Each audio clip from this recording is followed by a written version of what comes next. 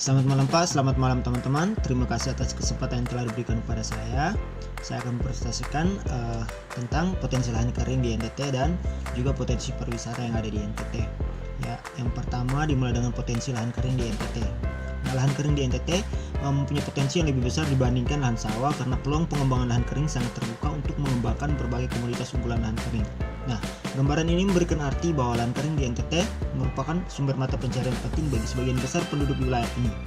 Potensi pengembangan pertanian lahan kering cukup besar dibandingkan lahan sawah karena satu, sangat dimungkinkan untuk mengembangkan berbagai macam komoditas pertanian untuk keperluan ekspor. Yang kedua, dimungkinkan untuk pengembangan pertanian terpadu antara ternak dan tanaman, perkebunan atau kehutanan, serta tanaman pangan. Dan yang ketiga, dimungkinkan untuk dapat peluang kerja yang lebih besar dengan investasi yang relatif lebih kecil dibandingkan membangun fasilitas irigasi untuk lahan sawah. Dan yang terakhir adalah dimungkinkan untuk mengetaskan kemiskinan dan latar belakangan sebagian besar penduduk yang saat ini menggantungkan hidupnya di lahan kering. Nah, menurut data BPS, jumlah penduduk di NTT sebagian besar bermata pencarian sebagai petani dengan persentase sebesar 63,2%. Untuk itu sangat diperlukan banyak lahan untuk dikelola. Dikarenakan lahan di NTT beriklim kering, maka perlu ada strategi pengelolaan yang benar dan tepat.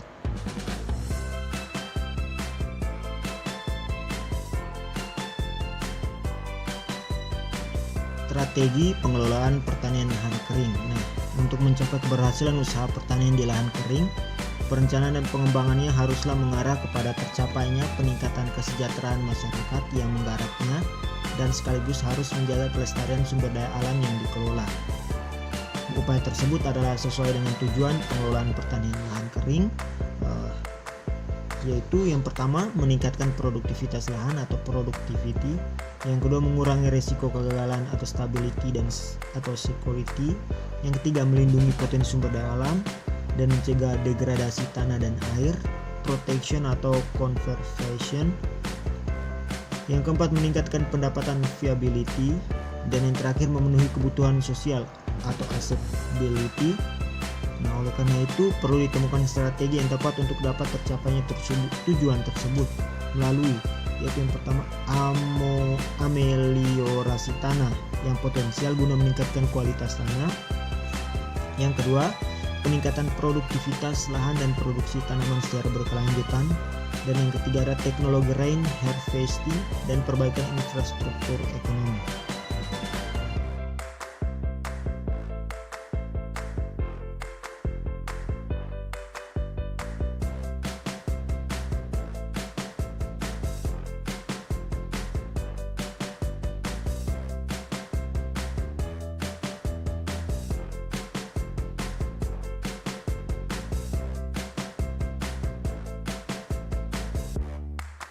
Baik, materi yang berikutnya tentang potensi pariwisata yang ada di NTT. Nah, berbicara tentang pariwisata yang ada di NTT, tentu NTT memiliki banyak sekali tempat-tempat objek-objek wisata yang menarik, baik itu wisata alam, wisata bahari, maupun wisata religi.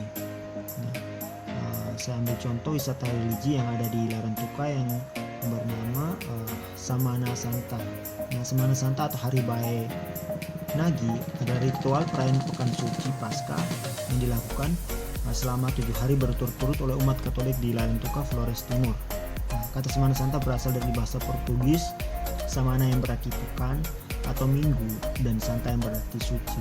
Jadi secara keseluruhan Semana Santa berarti Pekan Suci yang dimulai dari hari Minggu Palma, Rabu Abu, Kamis Putih, Jumat Agung, Sabtu Santo, dan Minggu Haleluya atau Minggu Paskah. Nah, Semana Santa merupakan ikon dari Kabupaten Flores Timur dan menjadi daya tarik tersendiri baik bagi peziarah maupun wisatawan. Nah, perlu teman-teman ketahui bahwa Semana Santa ini, perayaan Semana Santa ini cuman ada dua di dunia, yaitu yang pertama di kota Lisboa, Portugal, dan yang keduanya itu yang ada di Indonesia yaitu di Larantuka. Nah, selain menggeliatkan ekonomi dan pariwisata, tradisi ini juga menjadi wujud toleransi antar umat beragama di Flores Timur.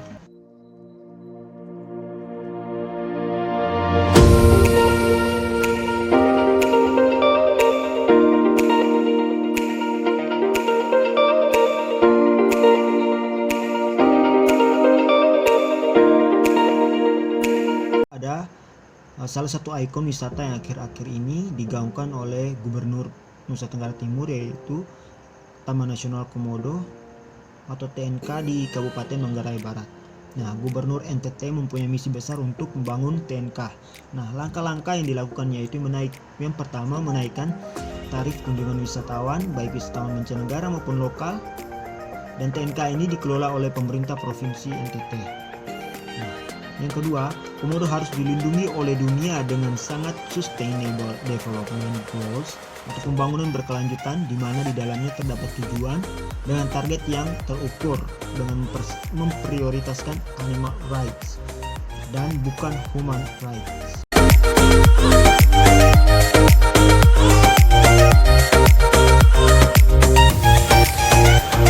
Manfaat pariwisata yaitu yang pertama, manfaat pariwisata bagi perekonomian daerah. Nah, sektor pariwisata merupakan sektor yang potensial untuk dikembangkan sebagai salah satu sumber pendapatan daerah. Nah, usaha memperbesar pendapatan asli daerah, maka program pengembangan dan pemanfaatan sumber daya dan potensi pariwisata yang ada di NTT ini diharapkan dapat memberikan sumbangan bagi pembangunan ekonomi di Nusa Tenggara Timur. Baik, yang berikutnya manfaat pariwisata bagi ekonomi masyarakat lokal yang ada di NTT.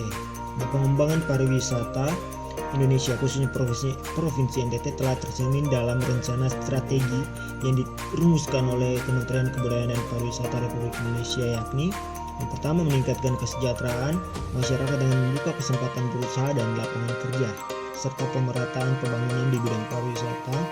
Yang kedua, mewujudkan pembangunan pariwisata yang berkesinambungan sehingga memberikan manfaat sosial budaya, sosial ekonomi bagi masyarakat dan daerah.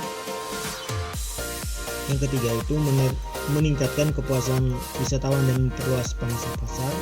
Dan yang keempat, menciptakan iklim yang kondusif bagi pembangunan pariwisata Indonesia sebagai berdaya guna, produktif, transparan, bebas KKN untuk melaksanakan fungsi pelayanan kepada masyarakat.